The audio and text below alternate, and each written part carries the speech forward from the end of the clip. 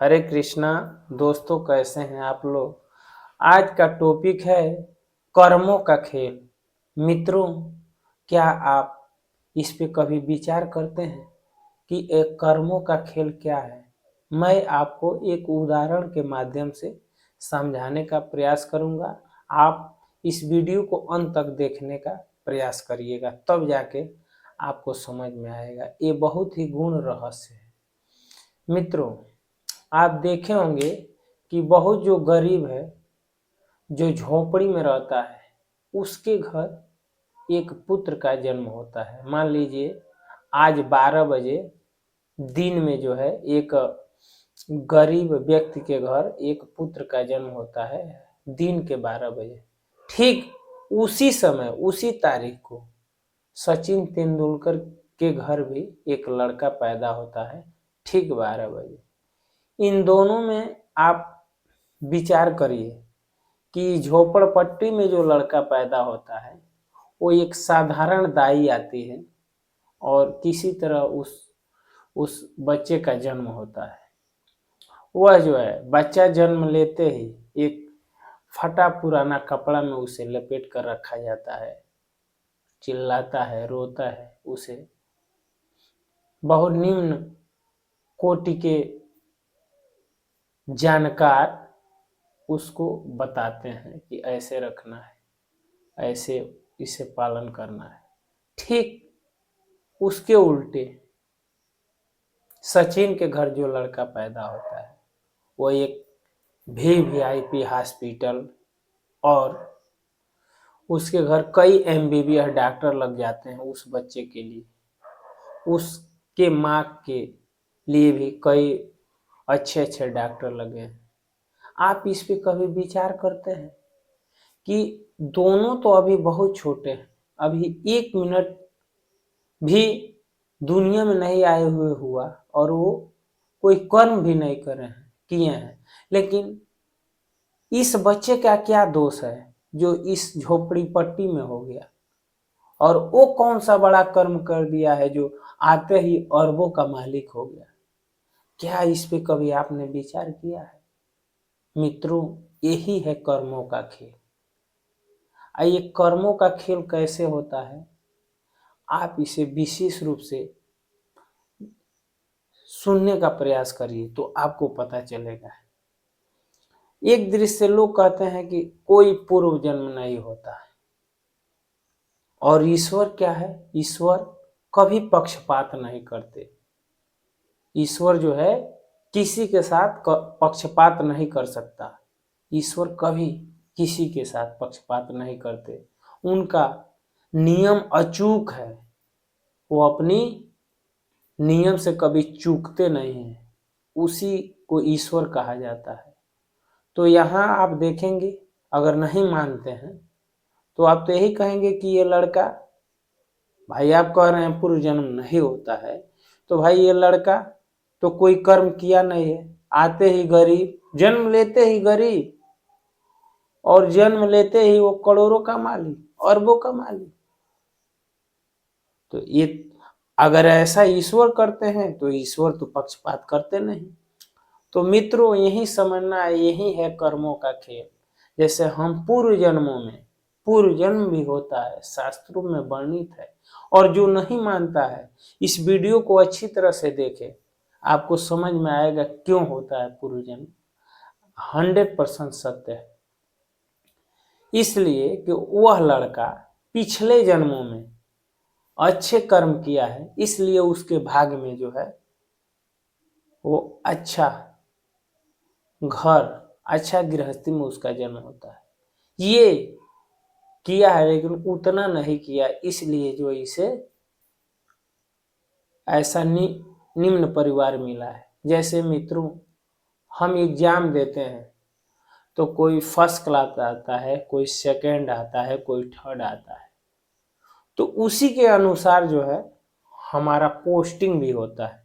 कई हम जो है आप देखे होंगे कि जो सैनिक आर्मी का या बीएसएफ का जो भी फार्म डालते हैं, तो रैंक के हिसाब से, नंबर के हिसाब से उसमें जो है आपको पोस्ट मिलते हैं।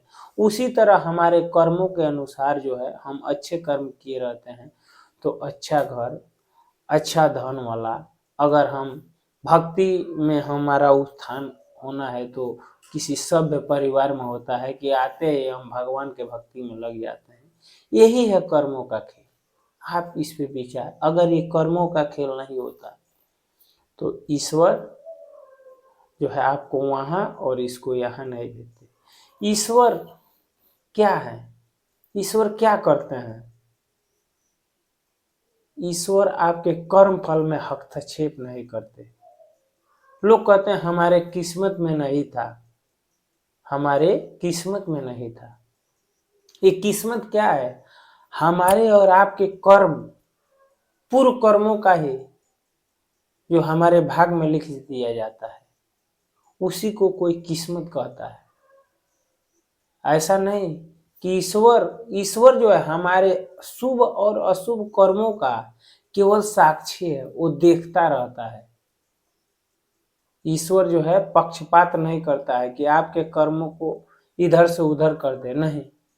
हमारे जीवन में दुख आता है या सुख आता है तो इसमें भी ईश्वर का कोई दोष नहीं है। ईश्वर आप जो कर्म करते हैं उस कर्म को क्या फल है वह जो है आपके भाग्य में लिख देता है, दे देता है। जैसे मान लीजिए आप कहीं नौकरी कर रहे हैं तो आज गए कल गए लगातार जा रहे हैं 10 दिन, लेकिन वो सैलरी मिलेगा 1 महीने के बाद। आपने कितना ड्यूटी किया, आपने कितना छुट्टी लिया, वो आपको भाग्य के रूप में, कर्मों से ही भाग्य बन रहा है, वही कर्मों का एक दिन आपका तनख्वाह मिलता है। किसी का अधिक किसी का कम, छुट्टी के अनुसार मिलता है। उसी तरह हमारे कई जन्मों के, अनंत जन्मों के कर्मों का जो है फल ईश्वर कब कैसे देता है ये हमें नहीं पता है। यही है कर्मों का खेल। कभी आप ये न समझिए हमारे सामने बहुत विपत्ति आती है तो लोग कहते हैं ईश्वर ने हम पे विपद डाला। ईश्वर क्यों डालेगा? ईश्वर आपको कभी विपत में नहीं डालेंगे। क्यों डालेंगे? आप ही के कर्मों का फल है जो है आज मिल रहा है। अगर कोई आपको अपमानित करता है तो आप ये न समझिए कि ये ईश्वर करा रहे हैं। आपके कर्म उस व्यक्ति के माध्यम से आपको अपमानित कर रहा है।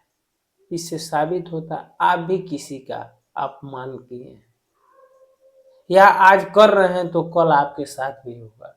आप कह सकते हैं कि हम कर रहे हैं तो हमारे साथ किया है, बिल्कुल सही बात। नहीं किए कर रहे हैं तो आगे भी मिलेगा।